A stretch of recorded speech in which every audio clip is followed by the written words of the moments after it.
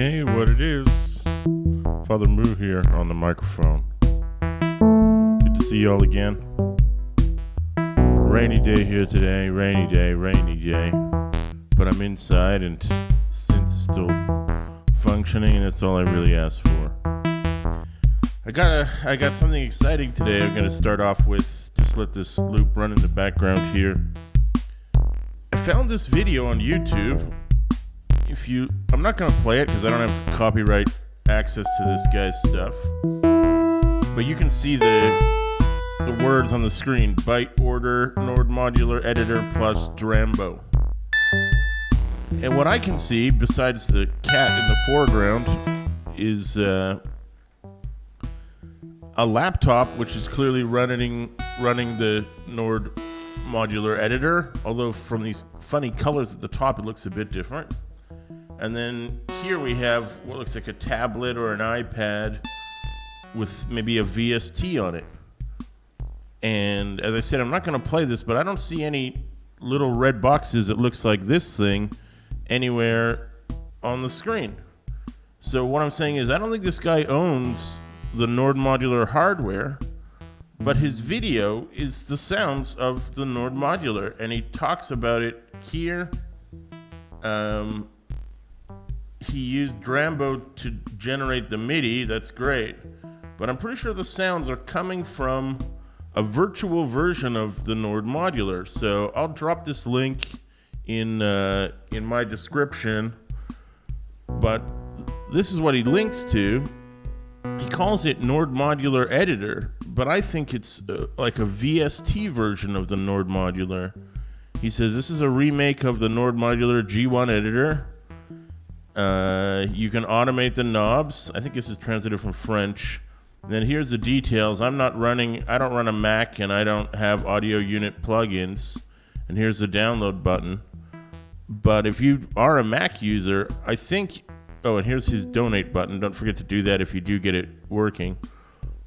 As far as I can tell, if you have a Mac and a DAW that supports audio units, you could be, programming your own Nord Modular stuff without buying the hardware, which would be great, since the hardware isn't always accessible to everybody. So, yeah, some of you nerds out there, go look this up, see if you can get it to run. I mean, this isn't new. I don't see a date on this page, but the video is from... Oh, it's just from last year. So it's pretty recent. And I'll reach out to this guy, Cryptonym, and see if I can find out what the deal is, but certainly seems worth investigating. So go take a look at that. Anyway, back to today. We were just listening to one of the earlier stream-created patches, but today I'm happy to say we have a contribution from friend of the show, Jerome. Jerome sent me 5 patches together. This is sort of building on the drum programming that he had done in a previous one, so I think we're going to definitely try this one today. I don't know what the other patches will get us today. Actually, clicking on that was probably the wrong thing to do. I should probably, just go away. I should go in here and open it this way. That's the way the machine likes it. I opened these to test that they work, but I haven't really dive too deeply into them, so we'll have to learn it together. Okay, so his first offering, he's got the name of it is Drum Synth Big Boy, and he mentioned in his message that he had rebuilt one of the drum modules similar to what I did in a different patch. We're going to need the keyboard floater here. He's making a sound that's sort of... I can hear a kick, and I can also hear something sort of snare-like in there. Let's try to analyze it and see what we can get. It's not quite the right size for my screen. See if we can optimize that. There we go. I'm not going to run this keyboard note on loop too much, but let's just look here. He's kindly labeled, with using this unconnected module, he's labeled bass drum on the left, and then he's got trig, so you can see the keyboard gate out starts a trigger here, which is, I guess he's delayed it by 1 millisecond. He's got click gain with a couple of knobs here, and then his amp is at 64. Here he's got the, let's remove some of these cables here for a sec. Let's go with audio cables first. So the trigger starts a click gain going, and he's got 2 of them here. This one goes directly into the mixer. Well, that's interesting. And then into the outputs. So probably this is like just when he labeled it click, it's probably like the initial transient. The various music nerds have analyzed recorded tones, and they notice that a lot of the information that your ear hears about what kind of instrument it is right in the beginning of the sound. This is called the transient. So in other words, if you took a piano and recorded it playing a note, it would sound like a piano. But if you cut off the first, let's say, 0.3 seconds of that sound, and you replace it with 0.3 seconds of a wooden drum, even though the rest of that sound, the decay, would still be from the piano, your ear would probably hear it as a drum sound because it extracts a lot of that information from the first part of the sound. And the first part of the sound is called a transient. A transient is really like this shape here. It's a peak in the sound going from 0 to loud to quiet again in a very, very short period of time. So like I said, I think what he's doing here is taking the trigger information and plugging that directly into his mixer and saying, this is part of my sound. I need a click at the beginning of my sound, and this is where I'm going to get it from. Let's look at his other sound. So that one is wired into channel 3. His mixer here, channel 1, is coming from a sine wave into an envelope. Okay, pretty straightforward. You can see he's wired that up here with the master oscillator controlling oscillator slave 1, and then the number 2 here. And number 2 also goes into an envelope and then into channel 2. So these are where the tones are coming from. Let's hear his sound again. The higher pitch part of that sound are probably coming from these sine waves. And then number 4 over here, this is his noise channel. So he's got a noise osc set mostly to colored, going through the noise amp. I'll admit I'm not sure why these amp circuits are necessary, but he's got them here as well. Maybe he's distorting the sound with them. I'm not really sure. Anyway, it goes through there, and you can see this one, the audio circuits of noise env are not connected. I did something similar when I rebuilt the drum sound. He's using just the control settings here to adjust the filter. So, yeah, I think I get that. And he's got all 3 of the outputs wired in here, but notice only high pass is being allowed through, and he's set it up with band pass and low pass at nothing. So if later, if you were programming a different drum sound, you could open these up and say, well, let's just do it right now, see what we get. Hard to hear the difference. There's a bit more oomph to the noise when you crank those up all the way. But most of the time I can see why high-pass filtered noise would be the most common. And as I think I said here before, a lot of low-end noise can rob the energy out of your music because speakers find it difficult to reproduce those notes. And then he goes into a normal audio envelope here and into his mixer. So his is pretty similar to mine. He's got a click sound. I think I stole my click from a percussion module. he's got two sine waves who don't appear. Are they FMing each other? Oh yeah, there's some FMing going on here. I'm not sure why these would be connected to the mixer output. That's odd. I mean, this one is set to 0, but this one is set to something.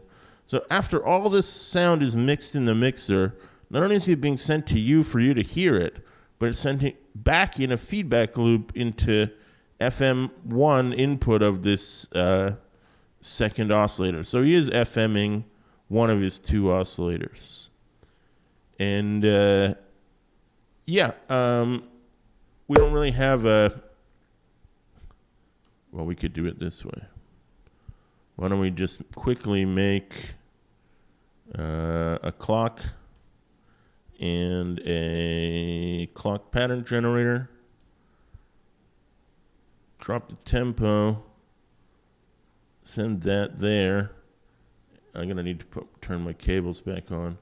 Instead of running the gate out of the keyboard, I'm going to send that information from out of the clock pattern generator so that it plays some kind of a pattern. And now I'm going to just mess around with the sounds to see what other kind of drum sounds we can get. For example,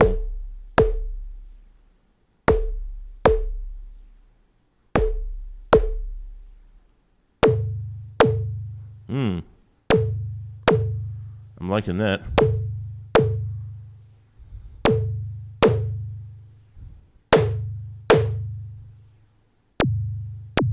Wow. How do you like that little zap? It's still got a bit of a kick element to it, but it's got a funky little FM wobble.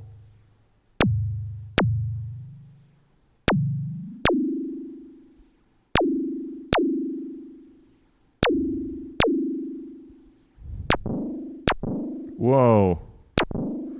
There's another kind of zap. You see what I did there? I turned down the FM input on the second oscillator and turned it up on the first. And I'm getting something odd.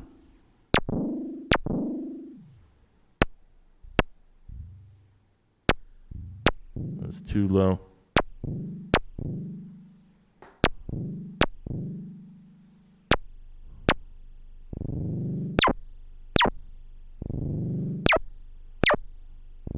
Okay, it's not really traditional percussion anymore, but it shows that there's a lot of flexibility in this setup here to allow you to have the different sounds if you want them. Okay, that's a semi-annoying sound, so I'm going to move on past that one.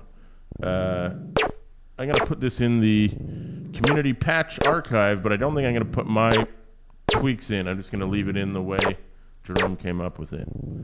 So let's look at what else he did. He mentioned using this one. He talked a lot in his message about trying to reduce the load on the processor. So although you see a lot of modules here, I think what he's trying to do is get the best value for money out of his out of the modules he did use. Let's just listen here.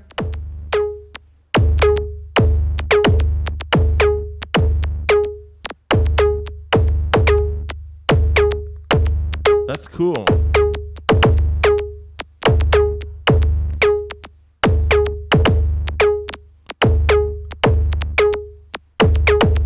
So I saw this event sequencer and I was like, okay, it's a normal boring pattern, but it's totally not.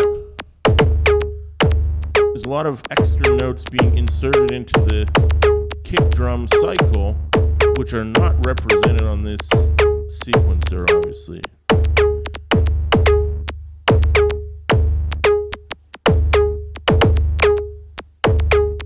The tone that's representing his snare is pretty straight, but there's other notes being inserted in the so-called hi-hat.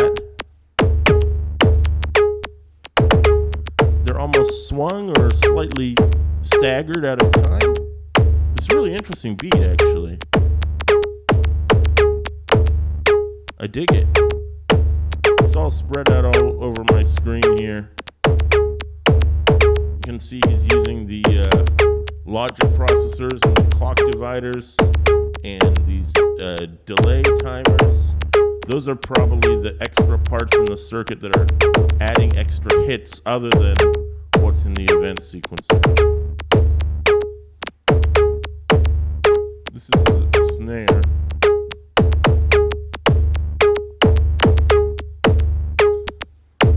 I'm just going to say it, I'm not a huge fan of the snare sound, but I really like the kick and the hi-hat in this patch. I don't want to diss on any, community submitters. I just want to express my artistic opinion. Let's see if I can tweak that snare sound. Maybe I don't know what I'm doing.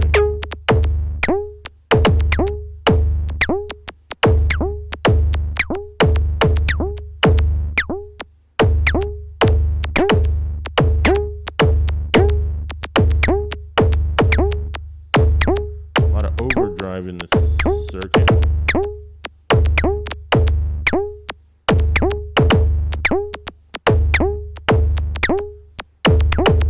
Well, I don't know if I made it any better. I made it different, but not necessarily better. Awesome beat, though. Awesome combination of a standard beat with enough variation to make it interesting and usable over a longer period of time. I would probably maybe I would just do this.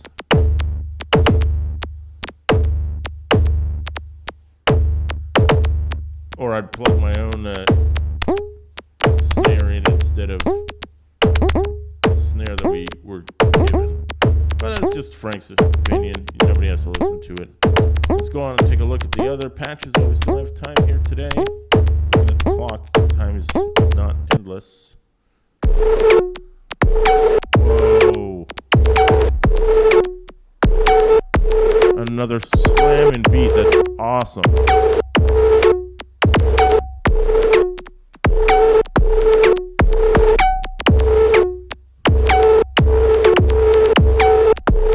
That's rad. What can I say?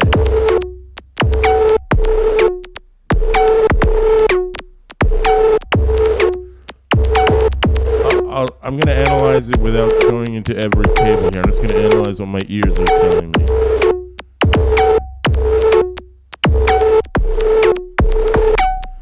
So we got a kick, a hat, and a snare, somewhat descended from the previous beat, and in ways that Father Lou doesn't usually do it, those drums have been tuned to be in tune with the melodic sequence. The melodic sequence is just that tune of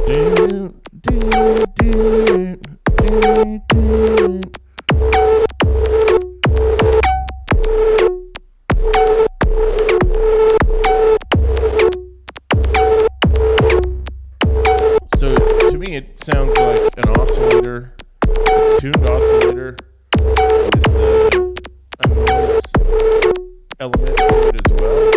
There's definitely noise in there somewhere.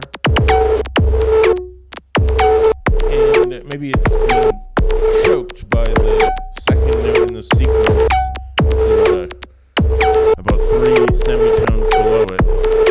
So it's like an E flat down to a C. Or I don't know exactly what it's doing.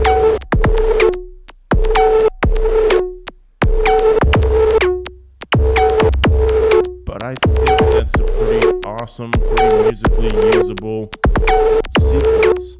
I can see myself sampling 16 to 32 bars of this, even with the random bits thrown in, and then using that as a loop for an IDM track or something else. In fact, I'm not sure if I have permission to use it, but I keep talking about making a new album or an EP out of the stuff that's come out of the stream, and I would definitely like to use this beat because it's kicking, it's slamming.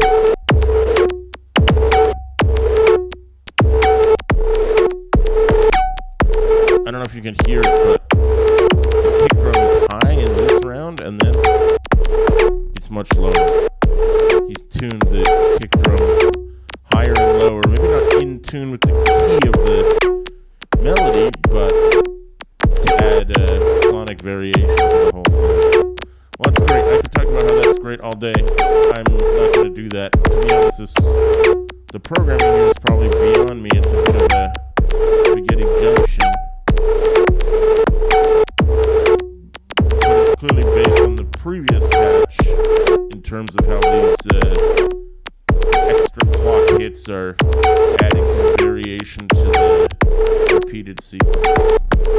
So neat stuff. Really, really neat stuff.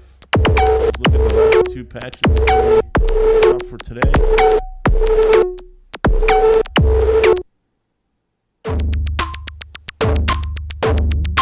It's interesting to see his workflow here. This one maybe seems earlier. Doesn't have the melody added yet. It still has the kick and the snare from the setup that we saw before.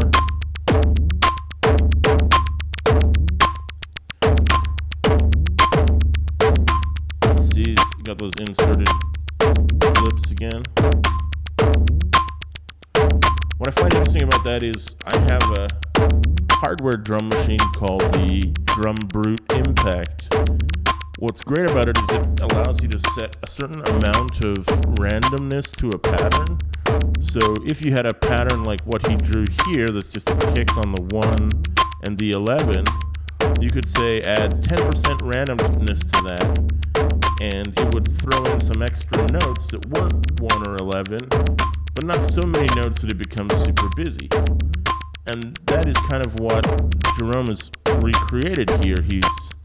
His way of doing it was, step 1, program in the basic sequence, and then step 2, use a bunch of logic processors and semi-random spurts of click information to insert just the extra beats into the pattern.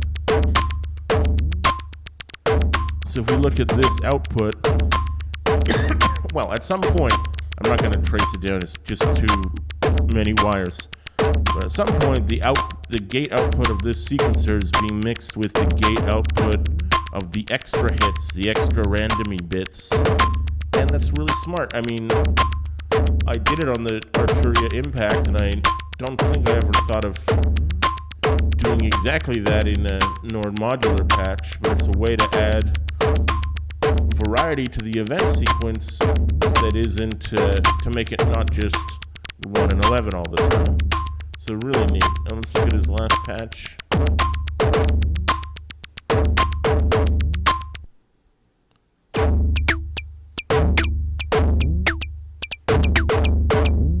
Yeah, he's experimenting with the same concepts. Here you can feel that the extra inserted notes are even more, I can't really call them swung, they're just sort of out of time, but in a good way. I think they used to call this broken beat type music. But yeah, interesting to look at his thought process. I guess our first module was him building a drum and then taking that and multiplying it here and putting in more sequencing to it to build his beats. Really neat stuff. So again, without my tweaks, you'll be able to find all 5 of these patches together in the community patch archive. You can check the description of this video and go to Google Drive and download it for yourself. And remember, if you, well, I don't know if this will work, but if you do go and if somebody out there tries and installs this editor software, maybe it can even open standard .pch files. That's the file format that the Nord Modular saves in, .pch. I assume that this emulation by byte order saves in some format. Whether they're compatible or not, I couldn't tell you, but it could be.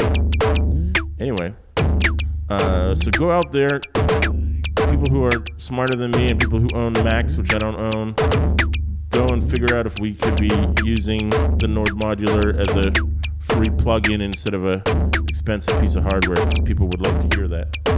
Anyway, if you do explore that, send me a message or post a comment. I'd like to hear about it. Much thanks to Jerome for the excellent patch content in today's stream. Thank you so much for contributing. We do appreciate it. Peace to all.